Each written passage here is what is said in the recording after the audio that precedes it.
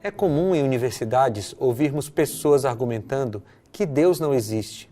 Alguns, inclusive, querem impor a ideia de que é mais intelectual não acreditar na existência do Senhor. O ateísmo cresceu muito desde o século XVIII, quando explodiram as teorias iluministas. Com o surgimento do evolucionismo no século XIX, o sentimento anti-Deus se tornou cada vez mais forte. E até alguns que se dizem cristãos estão aderindo a uma versão do evolucionismo chamada de evolucionismo teísta. Existe uma tendência intencional de ligar os cientistas ao ateísmo, e alguns chegam a afirmar que a ciência e a religião são incompatíveis. E até alguns que se dizem cristãos estão aderindo a uma versão do evolucionismo chamada de evolucionismo teísta. Existe uma tendência intencional de ligar os cientistas ao ateísmo, e alguns chegam a afirmar que a ciência e a religião são incompatíveis.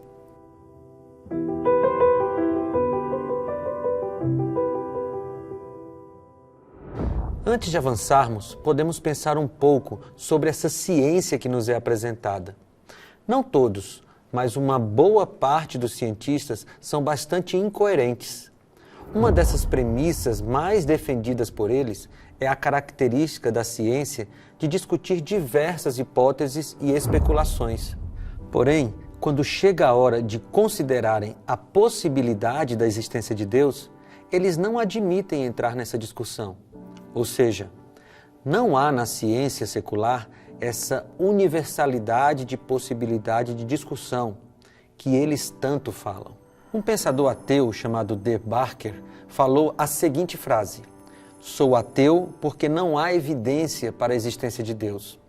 Isso deve ser tudo o que se precisa dizer sobre isso. Sem evidência, sem crença." Será que ele estava certo? Realmente não existem evidências da existência de Deus? Um primeiro ponto importante é sabermos que nem todos os cientistas são ateus. Muitos estudiosos do passado e do presente creem em Deus.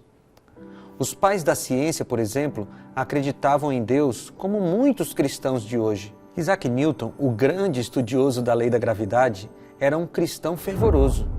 Além de suas influentes leis da física, que são a base da engenharia moderna, ele também escreveu sobre religião.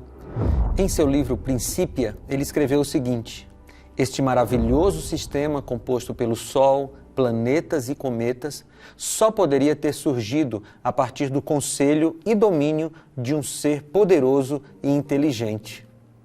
Newton escreveu sobre religião tanto quanto escreveu sobre ciência. Na bibliografia dele estão livros sobre as profecias de Daniel e Apocalipse, por exemplo. Outro pai da ciência que se mostrou crente em Deus foi Johannes Kepler, que viveu entre 1571 e 1630. Enquanto demonstrava os movimentos dos planetas em torno do Sol em padrão oval e não circular, também estudava a respeito do Deus Criador. Ele chegou ao ponto de dizer que queria encontrar na natureza as harmonias matemáticas da mente do Criador. Podemos citar ainda Blaise Pascal, que viveu entre 1623 e 1662 e lançou as bases da teoria da probabilidade matemática. Ele dizia que o curso de todas as coisas deve ter como objetivo o estabelecimento e a grandeza da religião. Mas não são apenas os cientistas dos séculos passados que tinham esta crença.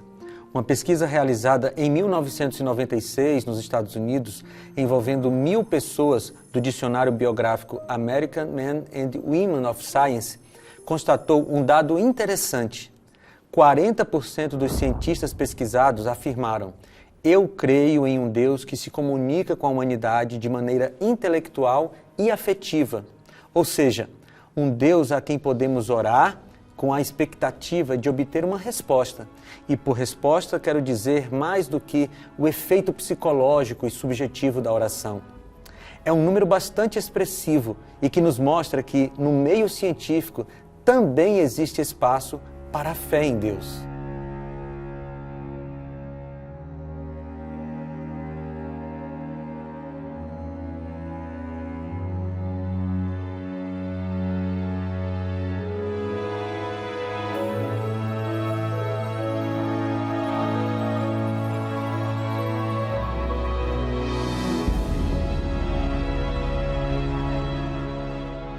Nossa crença em Deus não é baseada em uma fé cega. Quando olhamos para a natureza, facilmente podemos perceber as evidências de um Criador que projetou. Olha só alguns exemplos. As estrelas.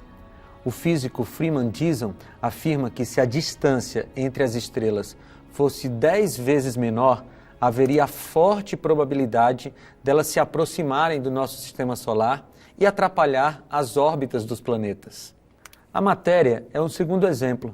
Se a massa do próton fosse diferente em apenas uma parte em 1000, não haveria átomos ou elementos e, consequentemente, não haveria nada. O terceiro exemplo, o Sol. Se o Sol estivesse apenas 5% mais próximo ou 1% mais distante da Terra, isso eliminaria toda a vida do planeta Terra. Outro exemplo é a força nuclear forte. Se essa força fosse 2% mais forte, nós não teríamos hidrogênio e, consequentemente, nem sol, nem água, nem vida. Se fosse 5% mais fraca, teríamos apenas hidrogênio e nada mais. O nível de dióxido de carbono, o CO2. Se o nível fosse maior do que o atual, teríamos um efeito estufa que queimaria a todos. Se fosse menor, as plantas não conseguiriam fazer a fotossíntese. Quer outro exemplo? A gravidade. Se ela fosse alterada em apenas 10 elevado a menos 37%, o Sol simplesmente não existiria. Sem dúvida, nestes exemplos da natureza, existe uma precisão impressionante. E fica difícil crer que tudo isso aconteceu como obra do acaso, não é mesmo?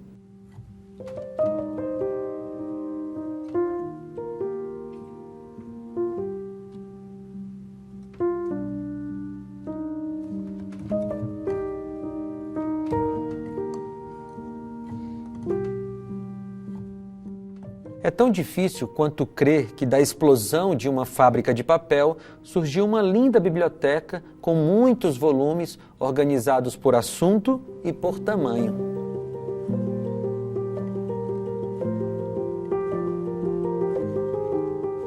Alguns olham para essas evidências e tentam as atribuir ao acaso. É certo que, no final, tudo é uma questão de escolha.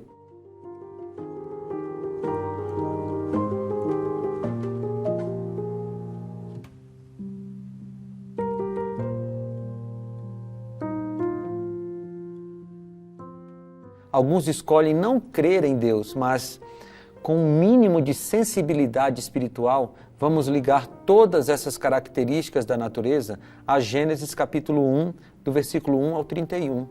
Lá encontramos a descrição de como todas as coisas se formaram e de como o nosso Senhor teve carinho em criar todas as condições para o nosso conforto. Nesse trecho das Escrituras, podemos perceber que através da palavra, Deus criou tudo. Apenas disse Deus, foi suficiente para que tudo se formasse. Não existe razão para não crer na existência desse Deus tão poderoso. Mas o relato da criação contém outra mensagem embutida.